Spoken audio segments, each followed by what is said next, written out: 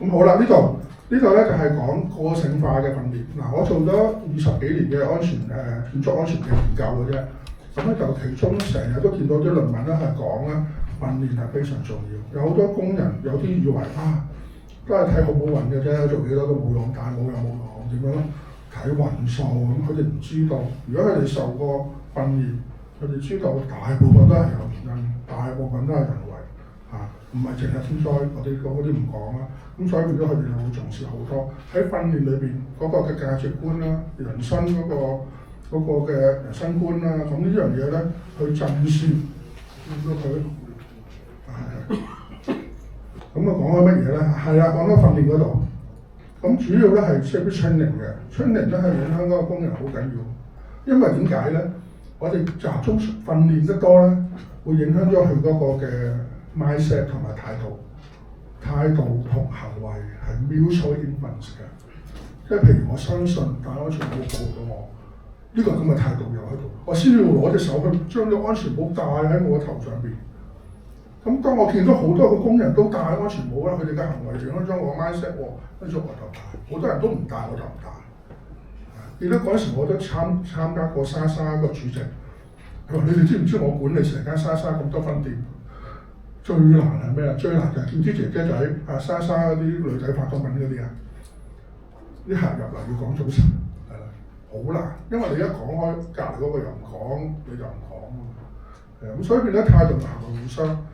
所以我都話你一個老鼠屎擠喺個鍋粥度，你見咗地盤個個戴安全帽，我舉例個氣氛好嘅，leadership好嘅，控制得好，大家都會嘅。香港都係啦，而家你唔會周街抌垃圾嘅。嗱，如果嗰條街不嬲都污糟嘅，你都忍唔住啦，係咪？所以係唔同，所以大家行為態度係互相影響。咁但係你點樣去影響個工人個態度同行為咧？通過我哋嘅領導才能同埋一個教育。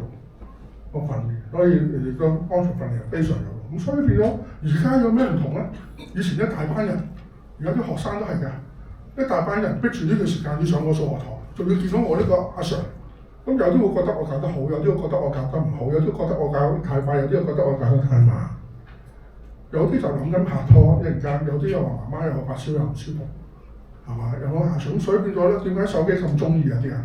就係你當時嘅喜好啊嘛，唔中意你就飛走去。咁你而家唔可以飛走我啊嘛，你都嚟咗，我搞得好唔好你都要接受，只得我做就。咁所以變咗個係有個性化學習就最好啦。即係譬如你教車司機喺你隔離1對1，古時學都係咁嘅，最好其實係咁樣。後尾先孔子太出名啊，咁先3千個子弟啫嘛。其實1對1嘅教學係最好。點解咧？佢係tailor-made for你個人。黃偉文，你個程度去到邊？你中意我點樣教你，我就點教你。你俾錢我就跟住你點教。我唔會快，我唔會慢，俾啲佢舒適去學到。你今日唔好講嗰啲啦，我今日數學冇興趣，我今日想轉下中文，咁唔得㗎嘛。小學、中學 set 好咗係數學堂，係咪啊？咁所以變都唔得。就算你想上，我哋香港建築安全，朝頭早有 super talk 早會或者係 secure 都係。咦！突然間有啲南亞裔嘅人喎，你講廣東話有英文又唔明，係咪啊？咁變咗而家有 AI 啦，點解要咁緊要咧？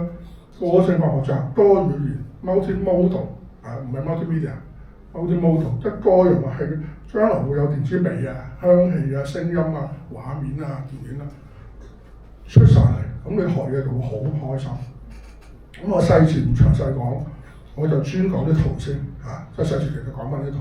咁以前咧就係通過一個 message 海報未有字嘅，因為可能啲建築工人咧相對地低教育程度，唔中意睇咁多字嘅，睇圖。咁你有啲 deliver 啲 message 俾佢咧，係通過 poster 政治嘅多嘅，以前記唔記得喺圖畫咁呢啲圖都有兩種嘅，一種係正面嘅，一種係負面嘅，一種係嚇你嘅。咁啲工人都係分兩種嘅喎，一種就怕嚇嘅，一種係中意幸福嘅喎，係咪？咁所以其實而家啲研究過最好啲片係點咧？開頭嚇你，我哋要拍啲片嚇啲工人，最後你唔好有事，翻到去咧見到幸福，見到你仔，你見到老婆，你全部包晒，係嘛？咁但係你張海報寫唔到咁多嘢啊嘛，一方面就喺度血淋淋，一方面就太太接咗黑咁，即係嚇死你嘅精神分裂，係嘛？咁所以變咗咧慢慢唔同啦，漫畫啦咁變咗咧嗱，我就教大家，如果係安主任咧，想將嗰啲咁嘅 poster 得意嗰啲咧，簡單嚟講咧，可以去黑金 face， 頭先都提過嘅。黑金 face 裏邊嘅頭先係 model， 而家係 spaces 咧，你打 Comic Factory 漫畫工廠嗱，佢其實咧 spaces 咧有好多嘢，大部分係免費嘅。你會見到咧下邊有好多 apps， 咁你要睇下啲9.幾 K 啊最受歡迎嗰啲，你咪試下。咁嗰啲有好有唔好。受歡迎嘅 apps 咧好用但係慢，你要排隊。唔受歡迎嗰啲可能未必咁好用，咁所以變咗你要試。咁其中有一個咧可以做 poster 咧，就係 Custom Face 啦 ，Spaces。你打 Comic Factory 裏邊嘅 AI Comic Factory 就將啲漫畫，咁你打幾多格咧嗰度有嘅 description。譬如呢個要攞美國50年代嘅 style， 你打香港 construction site 要唔要字幕要唔要字幕？幾多個 bubble？ 要唔要 bubble？ 即係有冇對話？跟住一撳咧，佢就會出嚟啦。不過你要排隊。好得意㗎，你可以揀唔同嘅 style 嘅漫畫嘅。咁你譬如打呢啲咧，咁同工商有關嘅，最後翻屋企啦，注意安全啦，戴翻帽啦。咁呢個係舉例嘅啫。咁你要我打個 Chinese， 如果唔係會出埋啲鬼仔啊、鬼妹啊嗰啲，就唔係咁香港特色。咁呢啲咧係比較簡單嘅個性化嘅一個海報，好容易比較出到嚟咁解，都係用 AI。咁另外咧就係電影啦。咁如果係影片咧，可以用 Sora 嘅 ChatGPT OpenAI，咁就比較貴嘅，咁但係就好 realistic 嘅。譬如舉例，如果你打一啲船喺咖啡杯上邊戰爭，咁佢都 make sense 嘅，你見到係咖啡嚟嘅，唔係海嚟嘅。咁但係佢嘅飄浮咧，佢有個 physical properties， 即係話咧，佢將啲片咧其實有物理性嘅，我陣間會收視到俾大家睇嘅。咁起碼你知道有海報啦，有片啦。咁點解？哇 ，Ivan！ 即係我係馮博啦嚇，馮博點解要講呢啲啊？講海報啊、張片同教育有咩關係咧？大家而家知唔知咧？開始有 micro learning 啊！而家啲人冇耐性嘅，我信報寫過一篇文章叫8秒鐘集中力。2010幾年咧，微軟做咗個研究，而家啲都市人集中力係由13秒跌到今年得8秒，冇耐性。篇文長少少，長文慎入，係嘛？淨係睇圖睇畫睇 TikTok 幾廿秒咁樣，一路追啲微劇而家攞證書都唔想攞咩微證書係咪？可能幾分鐘，真係幾分鐘。咁所以變咗咧，要斬件個性化，因為集中力少咗，睇慣手機，啲嘢一長咧就悶一沉。而家我哋大學上堂都係㗎，已經 ban 一唔再有3-4個鐘個堂。係啦，而家仲有人講緊星期3放假啦，不過呢個後話啦，咁所以變咗咧短地，咁我呢個咧就係要我擺錯位喎，呢個 agent， 呢個一陣間先講翻先，我拍多段 agent 片未俾大家睇，攝錯咗位，唔好意思咁微短劇咁大家有冇睇過啲 TikTok 抖音啲劇個幾鐘嘅電影斬到5分鐘，大家有冇睇過？咁人哋追咯，係好多而家啲人。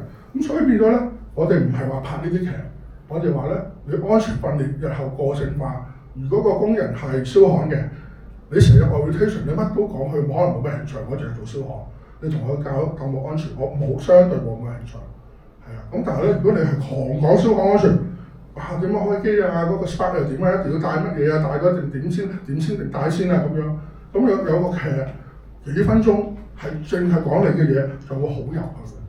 好入人嘅心，同埋如果你係有 AR 同 VR 咧，做研究講嘅啫，有埋數字人咧，佢更加入，好過一個可能講嘅語言又唔啱，我本身都唔中意佢呢個安全主任去教我係唔聽唔入耳嘅。大家明唔明啊？即係就算你有人做安全訓練，嗰個人又好，但個工人唔中意佢嘅，原來尋日鬧過我，佢都已經聽唔到。一入去間房，又係，咁佢點會接受你嘅 message？ 佢點會改善佢自己嘅 mindset， 從而改變自己嘅行為咧？咁行為唔好咪得，安全行為唔好就安全意外容易發生咯，係咪？咁所以變咗呢啲就要諗啦。你自己睇手機，將來會有啲 module 嘅，一格格嘅學生入到去都佢知道晒程度，數學點樣，邊一科點樣，你係燒學到邊度，今日計數，跟住會俾啲 test 你嘅，驚你唔識字，問埋你，兜口兜面答，啱晒 pass 先好翻工。將來係一種過剩化呢一種嘅學習。咁我哋就要做教材。咁如果我哋以前咧拍一段片咧，記唔記得以前你哋，因為我哋嗰代啦嚇，小學係有 ETV 嘅，審計署捉過㗎啦，100幾萬拍一集 ETV。我哋啲同學係笑嘅，記唔記得？你哋睇都係啦。咁前面嘅 ETV 係撳波鐘㗎咋，老師唔得閒開 ETV， 你有冇試過真係唔識嘅嘢喺 ETV 學翻嚟？即係你會覺得錢，因為你係識啊嘛。咁佢話100幾萬，所以我唔係針對嗰啲，我意思即係話拍一段片，之前你寫 storyboard 有請導演，又要揾人 casting 係好貴，但係而家咧就好平，因為有 AI 咧，其中一個叫 story.com， 其中一個嘅啫，唔知大家有冇用過？你只需要寫好少字嘅，譬如我舉個例，我淨係打咗 construction site 一個意外空談乜乜乜，就打呢句啫，跟住佢就自動幫我將佢一編。導演稿、拍大片、選埋角色，我打一句字嘅啫，大家記住我打咗呢一句喎。咁套片係點咧？咁呢個係好簡單嘅示範。嗰條片咧就喺度啊，等一陣啊。係啦，呢條 story.com 嘅。咁我 partner Hera Wong 係啦。The morning air was crisp as John Miller, a seasoned construction worker with an unyielding spirit, climbed the scaffolding of the towering building under construction. The site buzzed with activity beneath him, a hive of workers clad in hard hats and high-visibility vests. The clatter of machinery filled the air, a symphony of progress and hard labor. Just another day at the office, John murmured to himself, securing his harness with practiced ease. But in the blink of an eye, the world turned upside down. A misplaced step, a failing harness, and suddenly John was plummeted by bedside, her eyes red-rimmed and weary. 唔好介意，因為時間關係，我好多嘢俾大家睇，即係大家我有個感覺先。發生咗意外，去咗醫院，係咪就話屋企咧唔開心？最後嘅工會嗰度支持。佢又會有啲幻覺嘅。譬如呢啲幻覺啦，即係呢啲做得唔好咧，要補翻佢。即係正話有個人嘅樣係怪怪地嘅，係咪就話？咁但係佢嘅生成，即係每一次生成嘅。了解咗工會啦，最後咧就明白咗職安健係緊要啦，大家見到光明啦，睇唔睇到？咁呢啲片咧，因為我哋成日出去講 talk，有時要英文，所以做英文。佢如果中文咧，大家會感受深啲嘅。咁譬如呢啲片段，你揾人拍都難嘅，譬如呢啲咁跌落嚟，咁啊打句嘢得啦，好真㗎覺得。咁啊高空工作嗰啲嗱，我哋睇冇乜嘢喎，高空工作嗰啲好大感覺喎。有時你要講某啲嘢咧，呢啲打一句嘢你要人拍咧就好啦。有啲可以夾雜啲嘅，譬如有啲廣東話古靈精怪嘅。你眼前一片模糊，風呼嘯作響，你感覺自己在飛翔，但卻怎麼也像。呢啲人比較普通啲嘅。緊接着你重重的摔在了地面上，你在高空中無察施工作業，這時一下。係咪就呢個係漫畫嘅？計劃需要你去工作，夢境讓你體驗到點解重新學習了。今天高空作業。咁你唔好睇少呢啲㗎啦，其實呢啲人生個 mindset 都係經過睇下呢啲，有時會有少少改變啊、記住啊咁。咁其實用 AI 咧，可以將到好多教學嗰啲嘅，咁我一路去先，跟住咁變咗平咗好多，咁咪多啲用係啦。咁我就仲有我自己嗰啲中文嘅片將做啲，根據今日個 talk 第一次出街嘅。中文嘅密閉空間，我打咗密閉空間啦。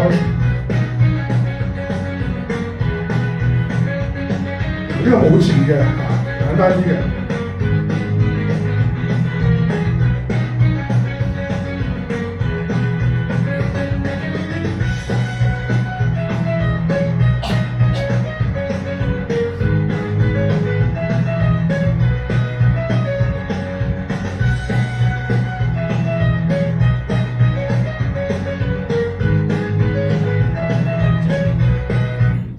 打咗6樣嘢啫，評估風險、檢測環境、通風換氣。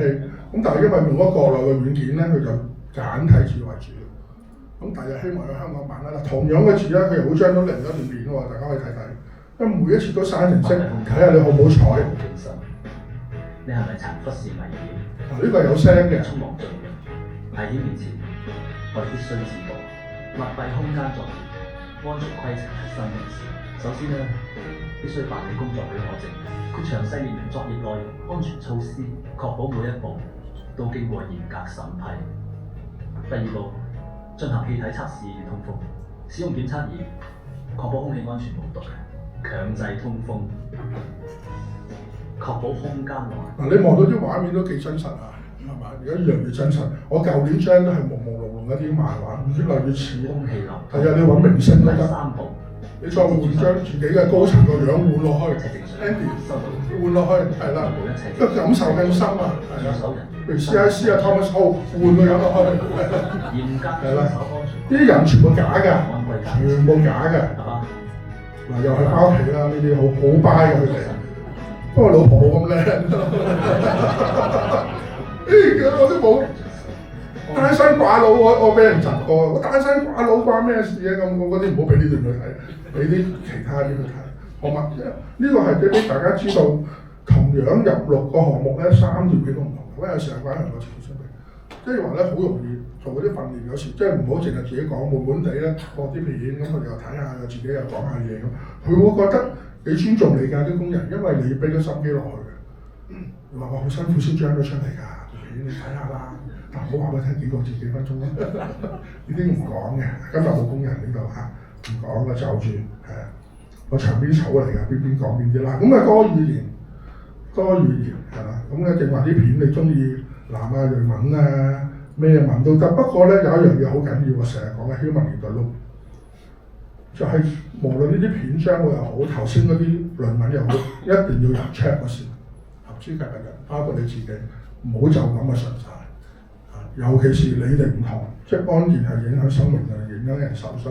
唔同我哋嘅教書教錯咗，唔好意思啊，咁啊改個加翻分俾你啦。你哋一講錯嘢咧，影響好大，所以要揾唔同嘅人咧，喺無論佢嘅 AI 成個 process 點樣都好，都要喺適當嘅 milestone 嘅地方，一個係 capital pressure、approve、signature 簽名去肯定，亦都係俾佢嘅一個責任。咁而家因為時間關係咧，我就講數字人。數字人咧有個好處就係、頭先你話睇片嗰啲嘢，如果係自己人，如果係你太太同你講，啊今晚翻工小心啲，你要注意安全，密閉空間。你之前又有乜咁，你太太唔識噶嘛？咁但係你做咗你太太個數字人咧，真係你太太同你講咧，可能就會特別緊張啲。咁咩叫數字人咧？咁我就睇下考下大家分唔分到啦。而家都好難分啊！我自己都整咗個，不過我就睇下大家分唔分到先。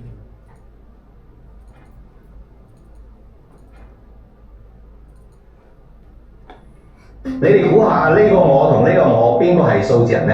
邊個係真嘅我呢？視頻嘅結尾我話俾你知，我真係俾而家啲 AI 技術嚇親啦！直接俾5分鐘視頻俾我，就可以將你克錄出嚟，無論聲音、語速、表情、動作都一模一樣。只要輸入文案或者係錄入聲頻，就可以直接驅動、直接模仿我。好啦，邊個係真嘅？大家估唔估到啊？左邊嘅真嘅舉手。因為左邊嘅件衫有啲巢巢地啊，右邊嘅係真嘅，舉手。OK， 右邊就少啲。好啦，開估啦，佢開估下。講實話，有啲恐怖。主持人、主播，特別係好似我呢一種口播博主，可能真係要失業啦。嗱，開估啦，其實2個都係我嘅數字人。2個都係啦，整蠱大家啫，係嘛？再睇多個咧，呢個咧。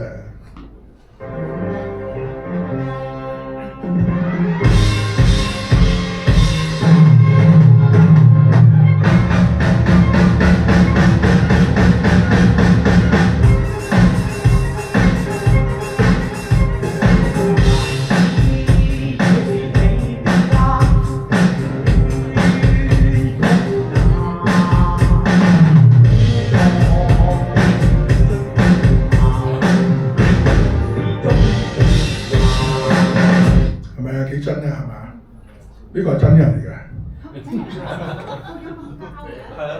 我都話分唔听完这个故事，至少多活10年。嗱，呢個係失敗例子，大家睇唔睇到點解？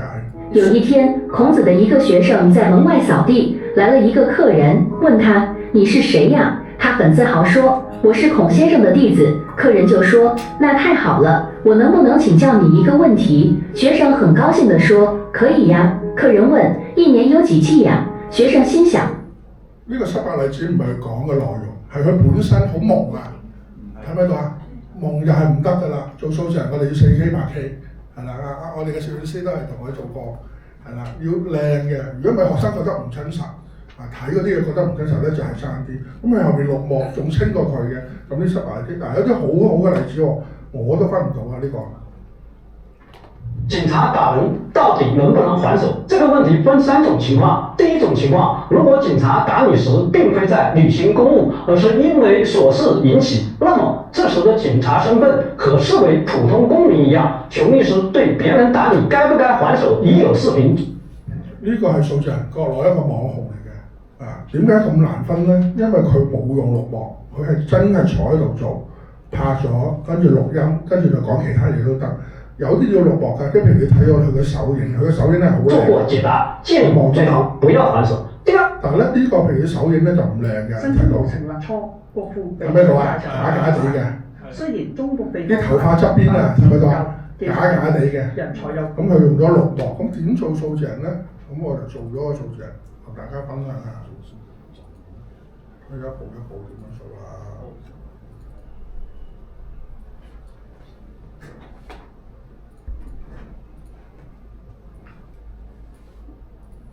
大家望唔望到？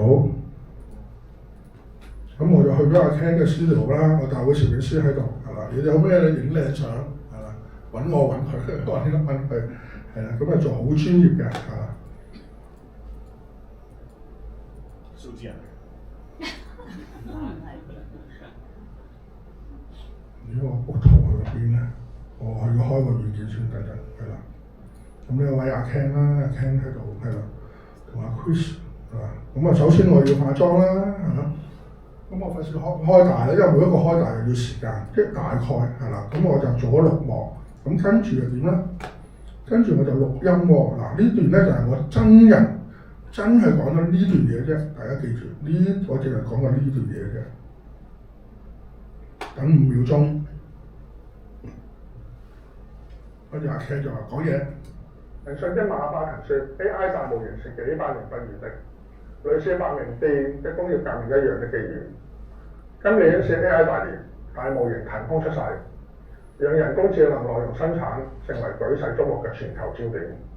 同人工智能3年前剛佈局嘅人工智能生產相比，嗱睇唔睇到？我專登呢度先停嘅。嗱面油油，我又眼瞓嗰日，又食螺絲，係咪啊？咁啊做咗之後咧，我數字人就醒好多喎。咁有啲俾你睇下廣東話版啦。其實好高清嘅，不過因為手指即係唔夠位啦，喺度容易放啦，我就 downgrade 咗嘅啫。大家好，我係馮永康博士。我用咗廣東話，我冇講過。香港城市大學修畢建築工程管理學研究博士，兼香港蘇格蘭第1屆博士後研究獎學金得獎人，曾經在 QS 排名全球第48名的香港城市大。嗱呢個我就係俾咗個 CV 佢我成張 CV 讀咗一次出嚟，我就唔需要講，佢用咗我嘅聲底我個表情，我嘅口型。咁大家知道我普通話麻麻地啦，我普通話點咧？你俾篇嘢我是冯永康博士，廣東省派越於香港城市大學修畢建築工程管理學研究博士，兼香港蘇格蘭第1屆博士後研究獎學金得獎人，曾經在 QS 排名全球第48名嘅。睇唔睇到啊？我係冇咁流利嘅，係我嘅聲底普通話係啦，跟住英文咯喎。Hello everyone, I am Dr. Fan Wenhong. I come from Panyu, Guangdong Province, China. I completed my studies in construction project management at the City University of Hong Kong. 你會見到我講快咗嘅，我錄係慢啲嘅。咁所以做咗數字人咧，你 set 佢1.5快咁又得啦。咁所以變咗你網上睇到 TikTok 啲主播咁快就係佢根本已經教嘅，佢冇講到咁快嘅，好快。咁變咗做咗數字人好多嘢可以玩喎，可以宣傳啦，一張相就唱歌啦，嗱呢個。投入每天永不變，人舊人路上風雪取笑我。呢個將我把聲同張偉把聲撈埋咗嘅，係啦。咁所以好多古靈精怪嘢，不過因為時間關係啦，遲啲先有啲機會俾大家睇下啦嚇。咁咧就睇下啲其他都冇嘅。咁我而家話俾你聽，做數字人同安全有咩關係？我覺得大家可能玩嗰啲唔同嘅嘢。呢個其中一個小學嘅用途。給我介紹一下太陽系中的八大行星。当然可以给你介绍太阳系中的八大行星。太阳系是我们所在的星系，它包括了太陽、行星、衛星、小行星、彗星。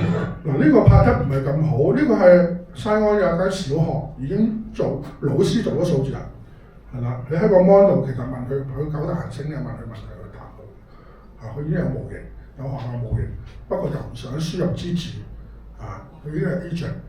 同佢講嘢，去問翻你學校嘅嘢啊，答翻佢嘅嘢咁樣。咁所以變咗有啲數字人單向有個學先，跟住數字人有互動，跟住數字人 agent 就會幫你做其他好多都唔同嘅嘢。咁仲有唔同嘅玩法嘅關於清零，佢可以變來變去拍片係啦。咁我扮嘅邊個喎？李安納度喎嚇。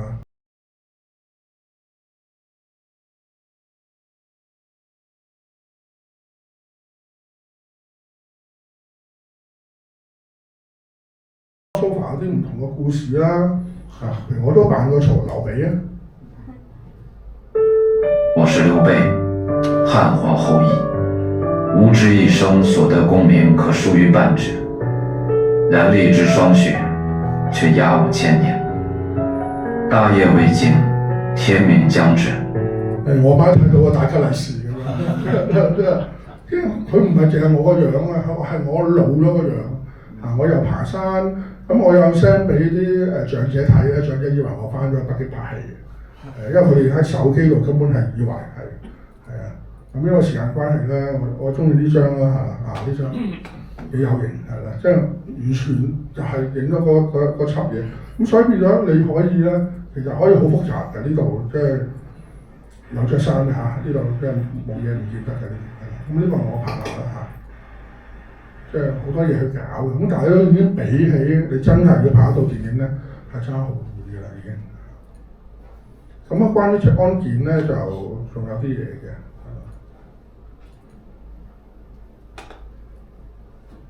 我頭先有個 agent 嘅留咗俾大家。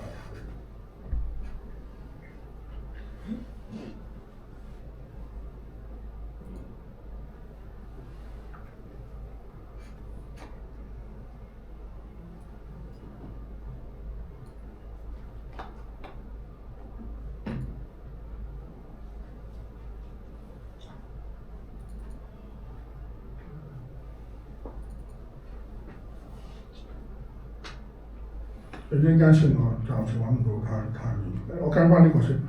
咁咧做咗個數字人之後咧，我就想點樣用咧？我就想做一個嘅所謂 safety advisor 嘅數字人，係啦。跟住以後我有 chatbot， 頭先講 RAG， 有 magic point 加上數字人咧，我譬如我咪可以啲工人以後揸住手機又好，嗰部機又好，呢部機都係其他。呢部機咁超得嘅，而家因為 WiFi 問題唔得，佢冇 mon 嘅，佢 AI 硬件嚟嘅，佢直接撳咗同佢傾偈。咁呢部機咧就可以裝喺安全帽度，咁有啲咩可以直接去問佢，咁有隻眼仔嘅。譬如咧，因為時間關係咧，我 show 咗份卷啊，中小學佢都識答啊，隻眼係好伶俐嘅，咁所以變咗第日咧，希望做到咩咧？我都派咗喺 PolyU 一啲分定。希望將來睇到地盤咧，佢都係 what happened， 佢就會一個嘢答我。F&RU 邊條例關於咁嘅答就好清清楚楚，係啦。咁個工人盤器咧，就好似呢部機咁樣，但係今日我試唔到，但係有機會可以試到大家，因為我係駁得2.5嘅 WiFi 嘅 ，WiFi 2.5G，但係太勁啦，5G。點解2.5大家明咧？因為你周圍普通嘅落後即係國家啊或者公司都得，所以就 set 好咗呢一個。咁變咗咧可以同語言模型對話，基本上係講佢問佢嘅嘢。咁另外想同大家講一個新嘅概念叫 predictive maintenance risk assessment。嗱，一個工地咧好多嘢關於安全有關，譬如 heavy equipment 啦、material 啦、subcon 啦、公司啦、subcontractor 自己啦，同埋啲 partner。咁究竟咁多嘢睇咧？而家啲 AI cam 咧可以勁到點咧？咁我 show 啲俾大家同望一望先。嗱，一個咁嘅地盤，呢個係美國其中一個resource。咁佢咧就吹咗幾年嘅 data 㗎啦，即係話咧個 cam 咧係呢個係其中一個 cam， 佢有幾個 cam 嘅，有啲喺中間、側邊唔同嘅方向。係啦，咁風雨不改嘅，咁我校咗4倍嘅倍速，咁俾大家望一望啫。呢個係我 cap 咗其中一個 face， 佢哋追蹤咗4年幾，你知美國㗎啦，幾咁快㗎，所以佢哋好睇。咁啊啱啦，而家呢個配合啱係啦，工地嗰度，而家俾咗立體聲大家。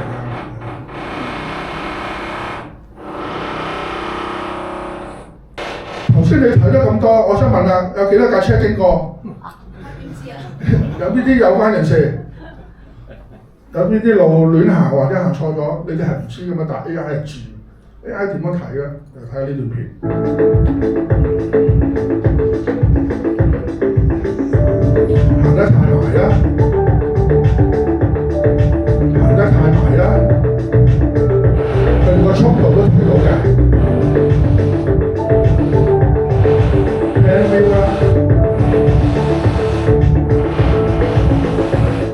嗱，好遠嘅喎，佢信埋佢。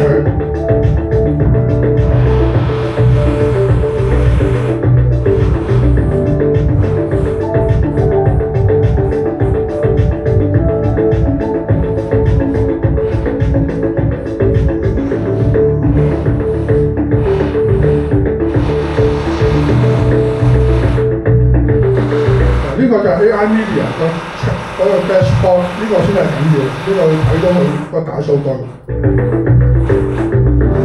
每日每個禮拜每個月。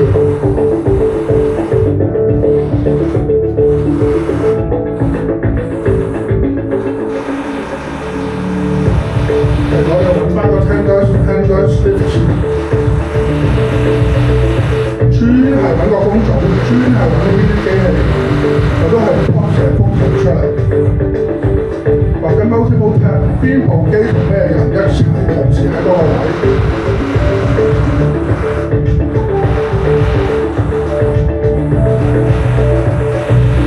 就算係落緊貨、上緊貨，你都可以有動作，都可以睇到出嚟。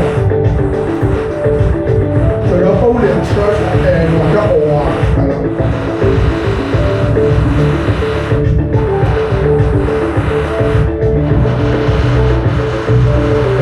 時間有人同埋呢個 concrete research 喺度嘅，都揾到出嚟。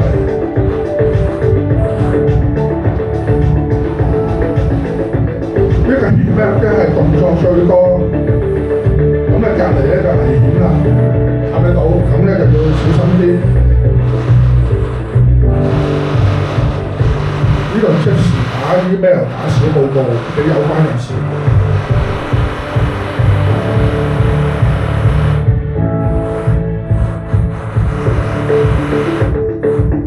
喺出邊入嚟啦，佢而家仲未identify係邊個人嘅，入到嚟即刻知道係電工啦，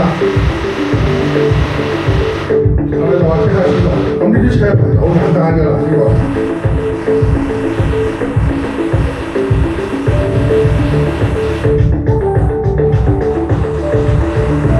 嗱，呢個幾好嘅，呢個幾時會再垃圾就叫人去收咯。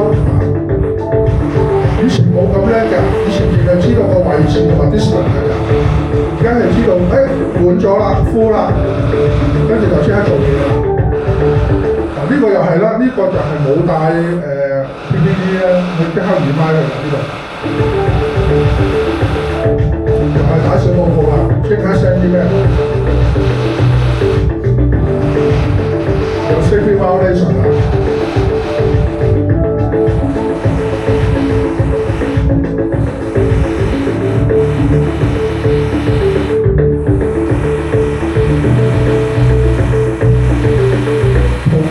就可以揾埋 BIM 嘅，佢知道邊啲位置、邊啲公司聯營、邊啲常看。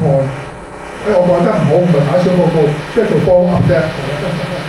即係睇到，咁啊知道邊個工人 PPE 冇帶，即刻出 warning 係嘛？咁咧其他有關人士都會知道。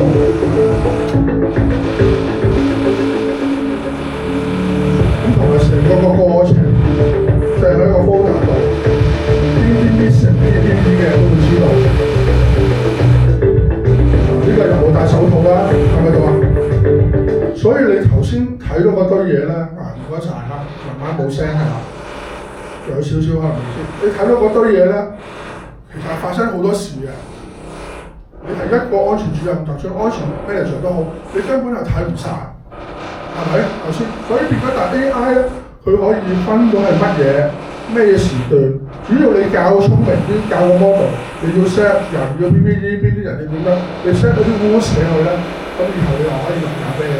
由佢同你搞，去到咩情況之下要 set 下啦。不過唔可以成日幫手攬喎，你要自己有綠色區域、橙色區域、紅色區域要 set 好啲。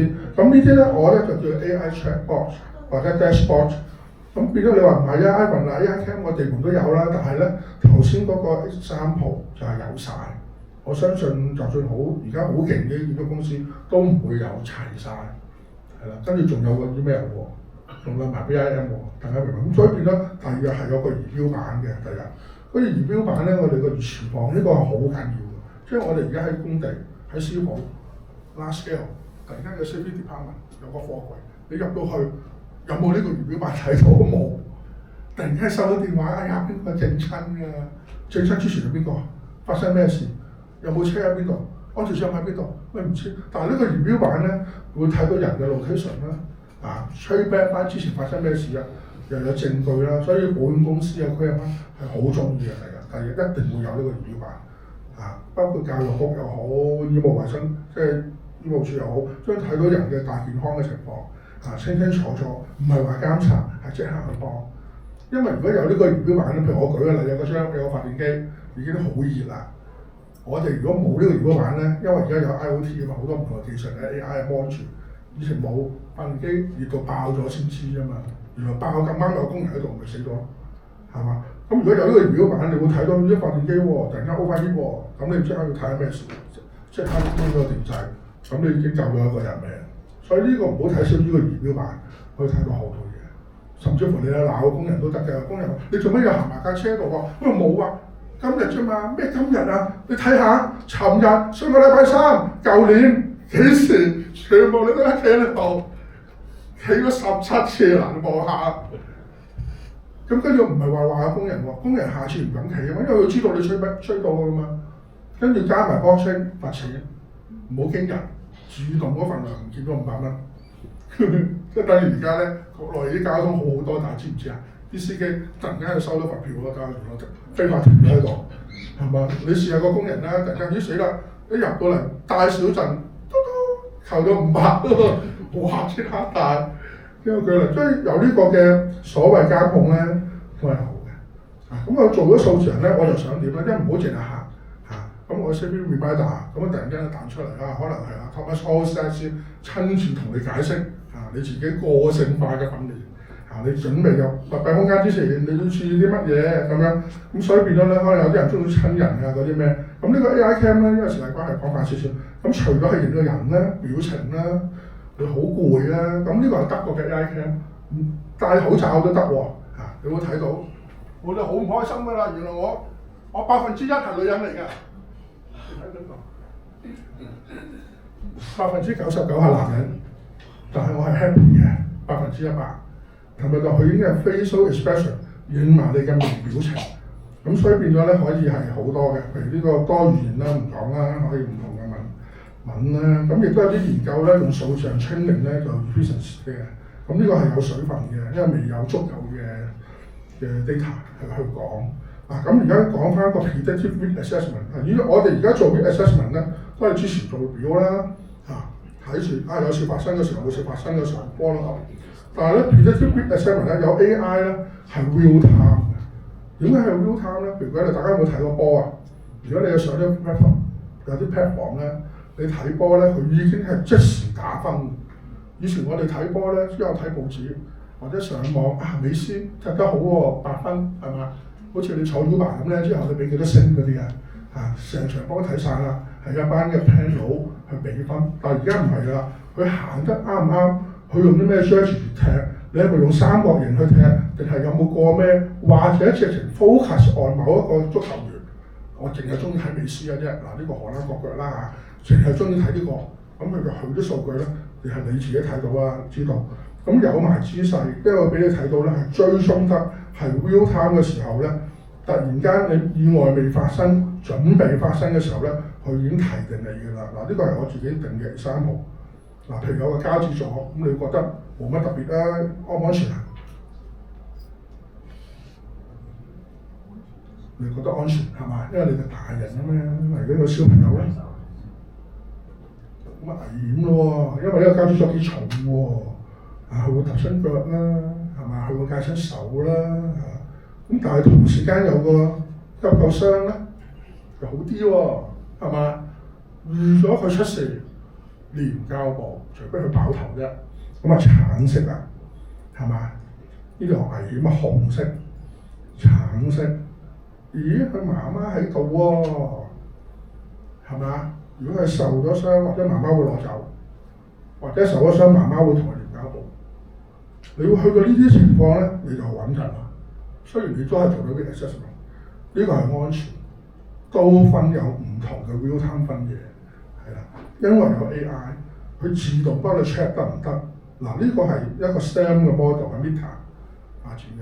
咁我哋介紹大家睇 Statement Anything Model 係乜嘢嘢咧？呢個 model 識得分咗 object label。大家有冇聽過李飛飛啊 ？AI 佢就集中咗1700萬張相，叫佢啲人大學生同佢每張相 label 呢個貓、呢個狗、呢個狗嘅牙齒乜乜乜乜。做咗一個嘅所謂嘅圖像嘅模型，係啦。咁如果係圖像嘅模型咧，你係predicted到嘅。譬如我舉例，一隻馬準備跳過圍欄，咁突然間某啲地方冇咗咧，你會發覺佢就嚟去某個動作。咁呢啲其實今日其實唔係講呢啲嘅，不過我會話俾大家聽，電腦嘅 AI cam 有做過 prediction。當有啲工人，佢而家你做 risk assessment 又好。佢喺安全嘅地方，但係佢行緊去食 lunch 都要經過嗰個閘隔離有個危險嘅地方，好跣喎。咁佢行緊去咧，啲圖像咧亮得多咧，你 set 好咗咧，佢就會有 warning。咁但係呢啲去到咁仔細嘅 risk assessment 咧，我哋係做唔到咁 predictive。但係因為有 AI 咧，有晒數據咧，只要你係揾到佢嗰個 logic， 你係 set 到咧，你係會保護到更多嘅人。咁呢度咧就係冇一個平台可以代替晒嘅。咁呢個就係時間關係啦，我有啲嘢要俾大家睇嘅。係啊，因為我想講埋人機協作呢個比較特別。呢個都可以喎，呢個係以色列嘅一個，以色列有一個 video， 呢個俾大家睇下先。建築行業嘅黑科技嚟啦，以色列人工智能建築技術公司 Buildbox 通過使用安裝喺工人安全帽上嘅360度攝像頭拍攝嘅視頻片段，使到工地監督呢一過程變得更輕鬆。管理人員喺視察工地時，頭上嘅攝像頭會精準捕捉現場情況，並上傳俾頭像識別軟件。該軟件使用人工智能算法分析視頻片段，將施工現場成千上萬個物體嘅狀態與設計圖做比較，能清楚掌握施工現場嘅進度、狀態等。呢個好短嘅啫，其實係咩咧？遲啲你會發覺咧，香港又係我覺得係嘅，橫掂我都要攞 data。大家知唔知而家？我都影唔到。大家知唔知而家譬如有人工智能炒餸啦，係咪啊？有間公司喺北京揾咗幾百個廚師，係咁炒喺度量嘅，跟住慢慢將啲 data 分析完之後，教機械人炒餸。咁所以變咗攞 data 好緊要。咁所以遲啲就會好多地盤工人喺香港地盤都係，外國已經有㗎啦。我冇已經有鏡頭啊，就唔使理佢做唔做嘢㗎。呢個唔係 require 安全，呢個係攞 data。佢每日做啲乜嘢都好啦，個鏡頭都可以學。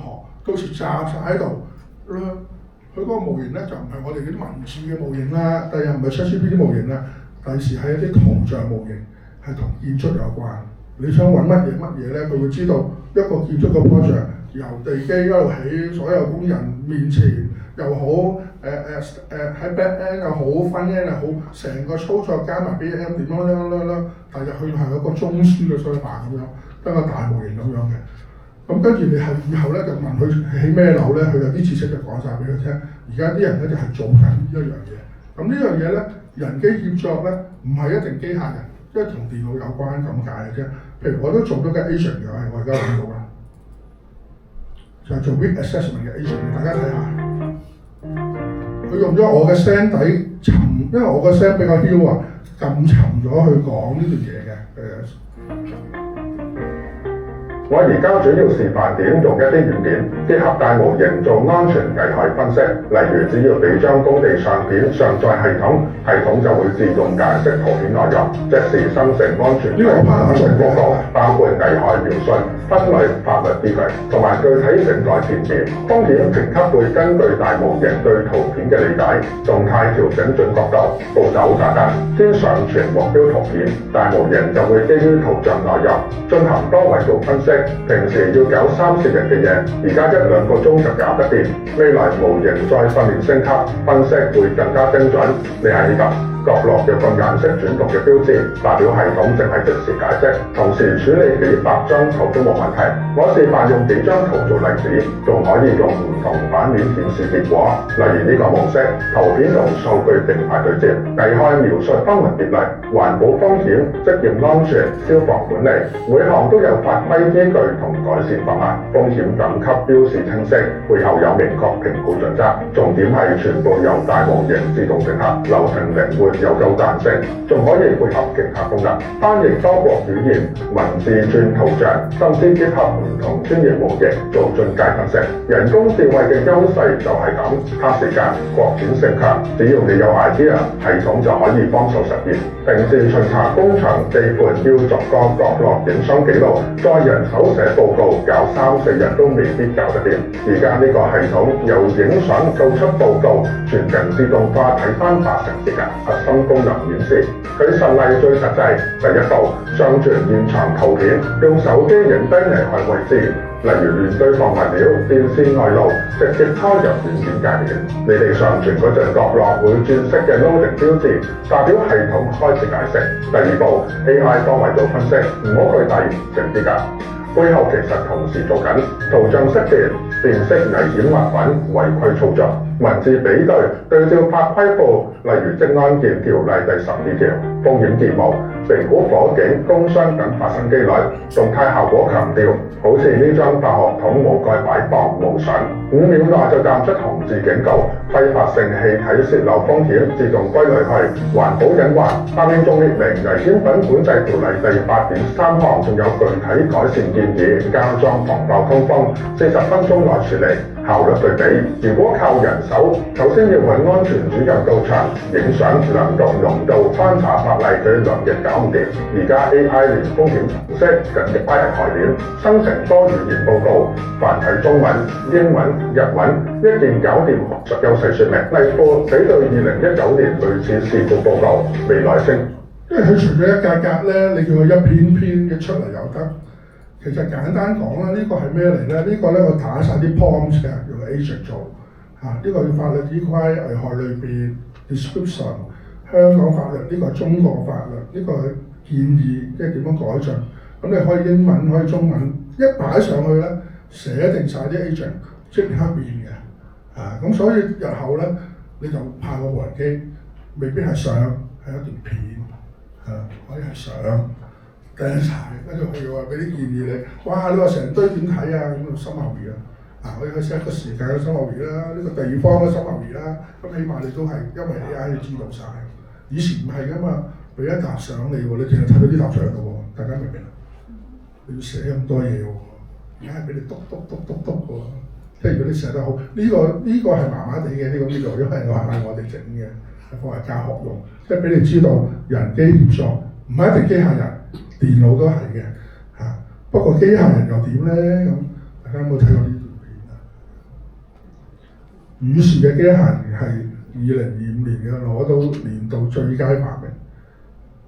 2個禮拜前，我想 register 一個 seminar 嚇，就係新聞出版局嘅，又係講機械人嘅，即係人形機械人爆柴，所以而家係好爆，呢個 topic 係好爆。呢個片有冇睇過啊？大家？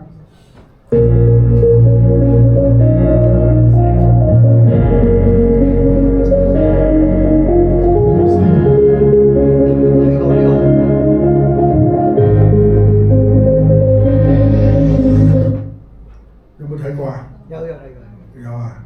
即係就算馬斯克 Tesla 嗰個咧，都係行得唔夠似。嗱，而家我哋講建築工地咧就唔使似嘅，最緊要乜嘢啊？夠力，係啦，夠力，係啦。咁所以咧，未來咧，其實而家已經有㗎啦。碧桂園係做得唔錯嘅。碧桂園大家有冇聽過啊？全部都係粉紅色嗰啲機嘅，你留意過係㗎啦。大部分嘅，不過跟住 Covid， 跟住又發生咗啲融資事件，可能停低咗啦咁，但係佢哋係做得唔錯嘅，佢哋有幾十種嘅建築機械人嘅碧桂園，係啦。跟住我咧就模擬咗段片喎，呢個我自己整嘅。2035年，一座未來都市地標拔地而起，3000名工程師與高科技機器人協同作業，人機共建，效率與安全的極致融合。工程師佩戴 AR 眼鏡，實時指導機械臂，高精度焊接，確保每一個細節完美。小型搬運機器人為工人遞送工具，人機並肩，共同完成複雜構建安裝。AI 中樞，智慧工地盡在掌控，實時數據。智能優化調度方案，確保施工進度零事故、高效率。無人機群，空中立體巡檢，精準數據採集，保障施工質量。人類智慧與機械力量完美融合，共創未來，建造時代的宏偉篇章。咁啊，第一次出街啦，嗱，你睇到嘅 AI 生成嘅，都唔簡單嘅。你哋刪片都係5秒10秒啫嘛。你哋有冇試過自己張片啊？好似可能你哋忙，因為你哋個工作範疇唔係，但係你哋要做訓練，但係你哋高層你哋都要知，因為第日下邊要幫你張片，你要知道，哇！你話好辛苦啊，你唔好信佢，就都爆咗，係啦，呢個後話。咁咧會係咁樣喎，人機協作其實咧好快就要面對啦，5年內啊，頭先碧桂園嗰啲咧，國內咧中建第8局已經係用緊，已經攞緊 data， 甚至乎有啲機械人佢用咗幾年。當然唔係人形嚇，唔係講緊人形，佢哋係譬如係砌磚啦，都係啲機械臂為主嘅，係啦。咁咧有篇 paper 係25年就都幾爆嘅，南京大學同埋耶魯大學做嘅，佢用數學模型去模擬咗究竟 AI 同埋人類點樣一齊做嘢啊。咁咧就有啲點咧就有啲關係嘅，咁我抽咗啲出嚟講啦，上邊問。咁其實佢哋咧就用數學模型咧，發覺有兩樣嘢嘅。第一種咧就係要決策嘅，界定問題要選擇；另一種咧就係執行嘅。咁執行人都可以嘅，工人可以幫手移啲位啦，個機械人又可以擺邊度啦，咁有時都要機械人決策嘅，因為你都知道 ChatGPT 大模型，你都要問佢嘅意見。而家已經唔同以前嘅，大家知唔知我講緊乜嘢？而家啲機械人裏邊可以有模型，即係話知識上嘅嘢你都可以問佢。佢做嘅力咧，佢又大力過你，咁佢咪好做咯。但係好仔細嗰啲，假設佢嘅機械臂未得，你咪做咯。咁所以變咗咧，而家係多咗人咧，係有資歷嘅工人同埋有力嘅機械人一齊喺工地裏邊工作嘅時候，大家嘅 interaction 會係點咧？萬一影響咗佢個安全，假設係個機械人影響咗嗰個老工人嘅，你告邊個啊？告個機械人嘅生產者啊？告買嗰個人啊？個工人啊，喺佢隔離，你唔識得鬥住佢啊！同埋有啲新嘅 AI 倫理嘅，蘋果嘅機械人裏邊有模型，佢識思考喎，佢就嚟知道自己就嚟跌，佢都幾廿萬㗎嘛！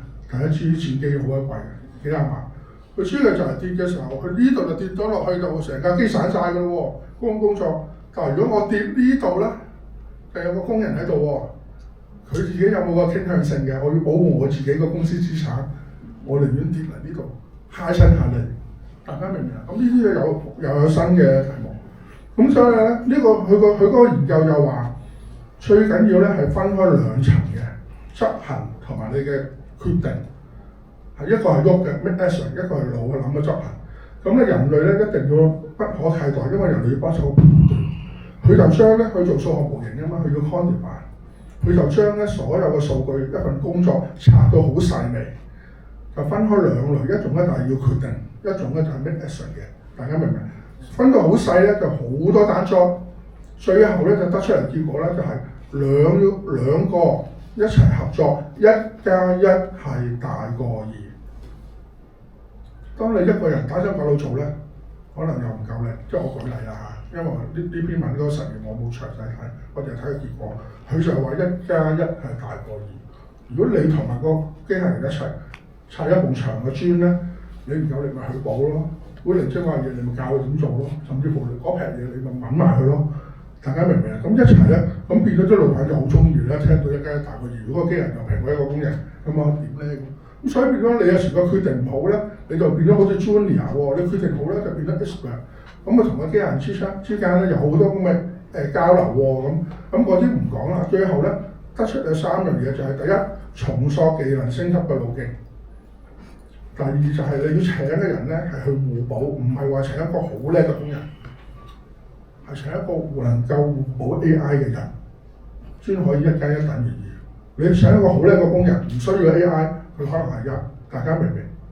你從埋嗰個機器學習，你又會快好多。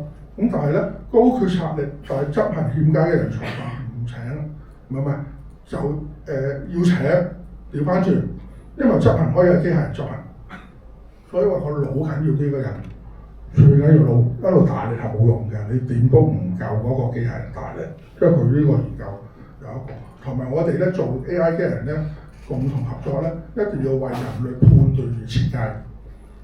佢哋帶咗一個好新嘅 concept 叫做微決定。咩叫微決定咧？又係用個微喎。嗱，你哋以前做過 multiple choice 啊 ，A、B、C、D 係咪？中小學佢有啲古惑嘢喎。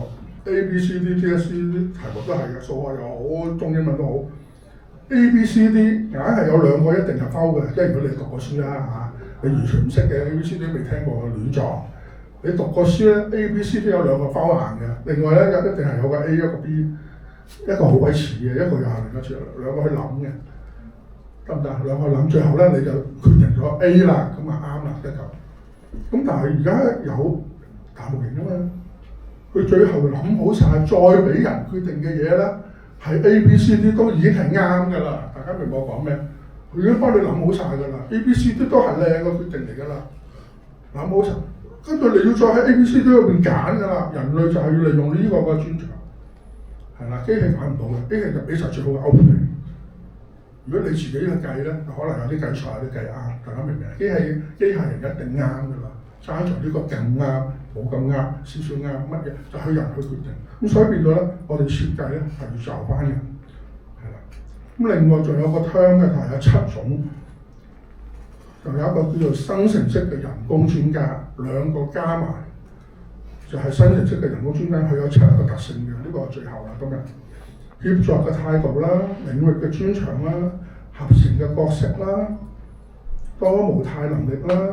個性化啦、組織調配啦、有限嘅自主性啦、執行能力啦、倫理考量。咁我哋咧人機協作咧要考慮呢7樣嘢啊。咁咧我唔係唔講啦，我後面會講。我會模擬邊7樣嘢出嚟。咁咧唔知大家有冇聽過 Vinny AI 啊 ？Vin 即係嗰啲 FinTech 嗰啲啦，叫 Vinny。咁佢係一個 AI agent 嚟嘅，而家已經用緊㗎啦，美國。咁佢做緊啲咩咧？佢係金融分析，佢有啲嘅特徵嘅，佢可以作顧問參與決策討論，同埋可以執行交易嘅任務㗎啦，已經啊！如果你幫襯呢個 AI agent， 信用卡都俾到佢㗎啦。領域專長咧，呢個 AI agent 已經通過晒呢啲嘅專業嘅測試㗎啦，考試 CPA、CFA 攞晒㗎啦，呢個 AI 模型。咁啊，合成嘅角色之中咧，佢係資料驅動嘅。專業溝通嘅風格，佢連個風格表達都 set 好咗㗎啦，即係 ChatGPT 你可以 set 唔同嘅風格，再加上佢係 agent 嚟㗎嘛，佢可以生成唔同嘅圖表，跟住用語音同你彙報。咁個性化咧可以根據使用者嘅偏好，譬如你自己嘅偏好啦，你係高進取啊、低風險啊定點樣，去監管要求進行個性化嘅配置啦，同埋有效嘅自主啦、風險引嗰個程度啦，先執行交易。咁執行能力嗰度咧，因為佢 agent 嚟㗎嘛，佢已經可以實現咗自動交易、資產配置、資料介面調用啊。咁所以變咗咧，佢有晒呢7方面嘅嘢，就係呢個 agent。嗱，你會唔會幫襯佢咧？信唔信得過咧？你可以 set 到最後一刻都俾你望一望先，咁就冇咁自動化啦。咁所以變咗而家咧好犀利啦！呢個軟件越嚟越多人用嘅，因為聽講咧就匯豐都用佢啊，睇唔睇到啊？匯豐啊、Amazon 啊、Nvidia 啊、Google、Microsoft， 睇唔睇到？因為而家咧，你正話睇到呢7大原因嗰啲嘢啊，包括考試嗰啲執業人員咧，佢財務規劃師啊，你話仲有冇得做啊？第日你日日係計數喺電腦度嗰啲最容易推到，運動員就難啦。大家明唔明啊？佢用呢個根本佢求籤出嚟嘅結果，佢哋咧即係我聽翻嚟㗎，即係啲新聞講，初都唔信嘅。咁我擺低幾萬蚊，即係唔係我嚇？我冇為博啦，我都有買金條，擺低幾萬蚊去試下，哇！個回報真係唔錯。因為人都係通過啲考試，你識嗰啲佢都識咯。好似頭先咁，我咪俾段片你睇嗰成個地盤發生咩事，你個個都睇晒㗎。但係你睇同個 AI 睇係唔同㗎嘛，佢係記得晒動作，邊架車幾時經過，幾時人行過部機，佢都記得晒。跟住你話俾佢聽，要捉翻邊啲人出嚟，佢即刻攞俾你睇啊！你唔夠佢叻㗎，你亦都唔夠佢咁好耐性坐喺度咁望住，你要食飯㗎嘛，係咪啊？咁你個工地，所以可能 Andy 都要諗好多。第日安全主任又點算？咁佢咪要控制呢個 AI 嗰個安全主任？如果你周圍行嗰個安全主任，梗係冇乜嘢做，佢就坐喺度㗎，嗰個 control room 嗰個一個安全主任有嘢做，其他一點咧咁，所以。唔知，但係老細話事，老細就開始用呢啲，所以咧大摩嗰度咧，我哋有一篇文36萬個工時，你知唔知嗰個佢哋嘅大摩嘅 AI 模型用做幾耐啊？佢哋要 prepare 36萬工時個 tender。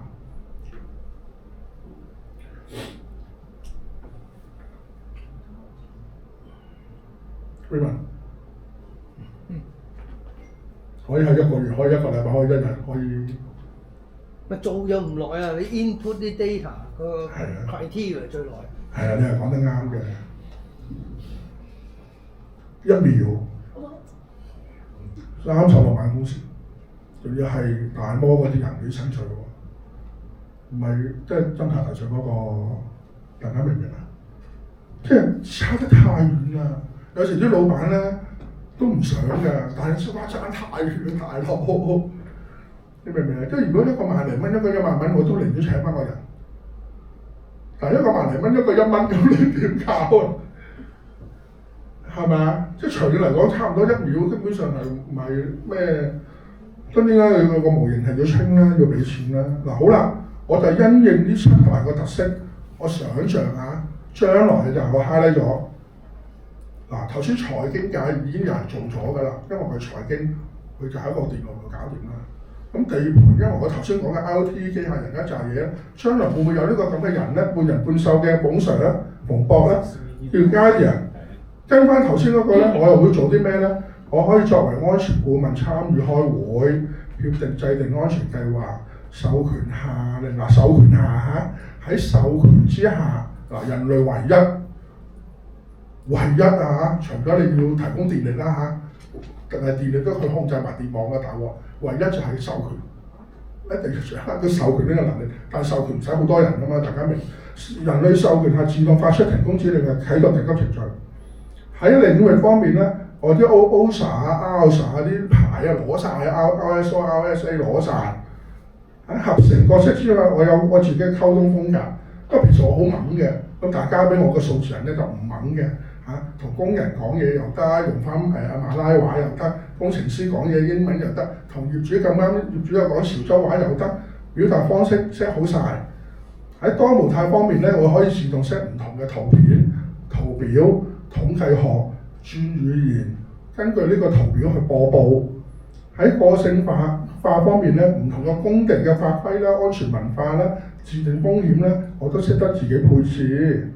咁我有限嘅自主性啦，我容忍度咧，自動監控現場嘅影像，傳感度 IoT 啊，識別不安全嘅行為啊，即時發出警告，觸發設備斷電或者疏散警報。